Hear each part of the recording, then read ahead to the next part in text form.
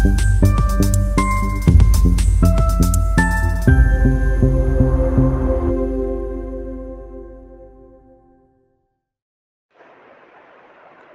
जिला मुख्यालय श्रीमंत शंकरदेव नगर मंत्री ने जिला आयुक्त कार्यालय के सभागार में पंचायत और ग्रामीण विकास विभाग, असम राज्य ग्रामीण आजीविका मिशन और जिले में विभागीय कार्य की समीक्षा बैठक में भाग लिया।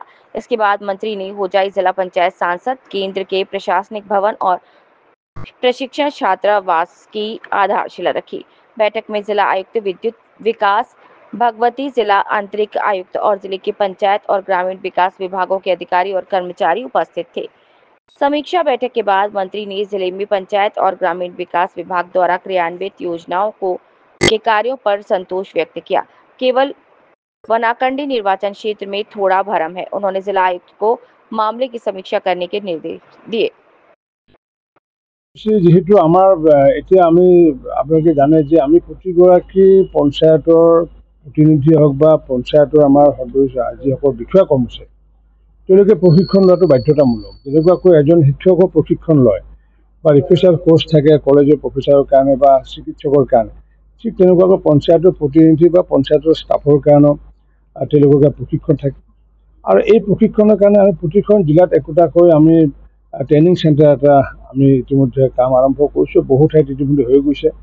হোজাইৰ কামটো হোৱা নাছিলে। হোজাইৰ কামত যা ট্ৰেইনিং চেণ্টাৰৰ কামৰ আজি আমি আধাৰশিলা স্থাপন কৰিম। মই ভাবোঁ আগন্তুক দিনত হোজাই অঞ্চলত যিকোনো প্ৰশিক্ষণ প্ৰতিনিধিসকলৰ প্ৰশিক্ষণেই হওক বা অন্য বিভাগৰ প্ৰশিক্ষণেই হওক, এই প্ৰশিক্ষণ ইয়াতে হোজাইতে তেওঁলোকে ল'ব পাৰিব।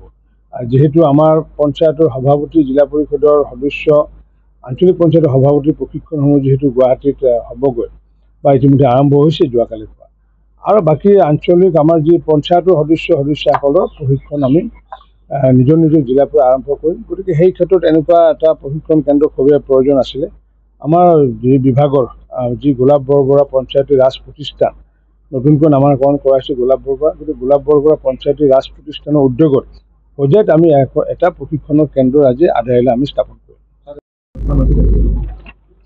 আজি বিশেষকৈ আমাৰ পঞ্চায়তৰ গ্ৰামোন্নয়ন বিভাগৰ বিভিন্ন আঁচনি সন্দৰ্ভত মই পৰ্যালোচনা কৰিলোঁ।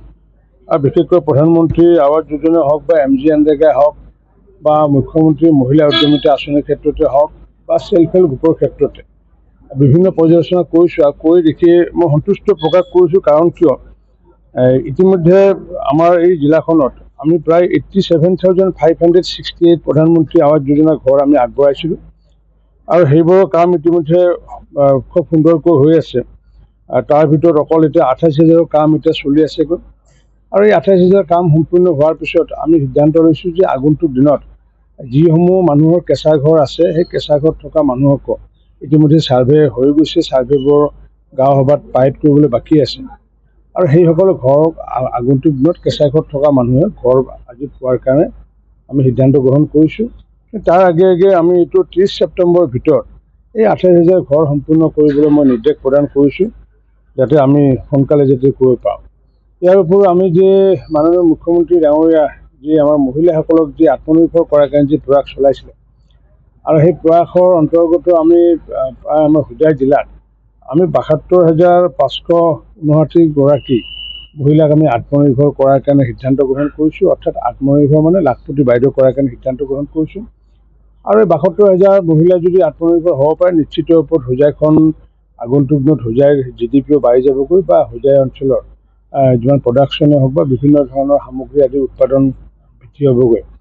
আৰু যিহেতু তেওঁলোকক 10,000, 25,000, 50,000কৈ টকা দিয়া হ'ব, গতিকে নিশ্চিত ওপৰত আমি আগন্তুক দিনত আত্মনিৰ্ভৰ হোজাই বা আত্মনিৰ্ভৰ অসম আমি কৰিব পাৰিম।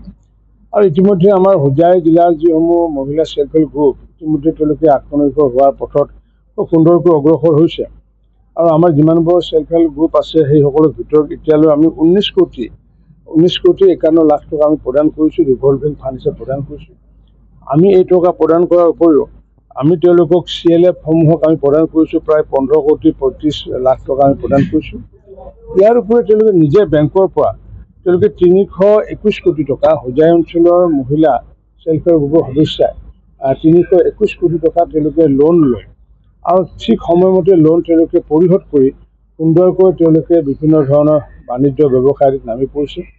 এইটো আমাৰ কাৰণে এটা সুন্দৰ লক্ষণ যে 321 কোটি টকা লোন লোৱাৰ পিছত তেওঁলোকৰ উৎপাদিত সামগ্ৰীৰ সংখ্যা বৃদ্ধি কৰাৰ লগতে তেওঁলোকৰ নিশ্চিত ৰূপত আয় বৃদ্ধি হৈছেগৈ।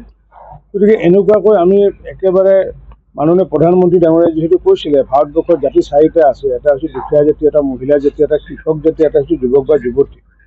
আৰু যেতিয়ালৈ আমি এই চাৰিটা জাতিক আমি আপলিফ্ট কৰিব নোৱাৰোঁ তেতিয়ালৈ আমি ভাৰতবৰ্ষখন আমি আত্মনিৰ্ভৰ কৰিব নোৱাৰিম বা ভাৰতবৰ্ষ আমি ছুপাৰ পাৱাৰ কৰিব নোৱাৰিম বা ভাৰতবৰ্ষ বিশ্ব গুৰুচাই প্ৰতিষ্ঠা কৰিব নোৱাৰিম।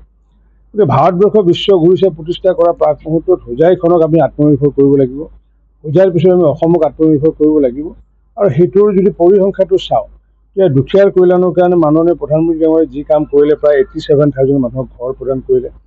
মহিলাসকলে নিজে 321 কোটি টকা লোন লোৱাৰ উপৰিও আমি 72,000 মহিলাক নতুনকৈ লাখপতি বাইদেউ বনোৱাৰ যি প্ৰয়াস, এইবোৰ প্ৰয়াসে হৈছে আমাৰ আগন্তুক দিনত ভাৰতবৰ্ষখন বিশ্ব গুৰুচাই প্ৰতিষ্ঠা কৰা এটা এটা অংশ।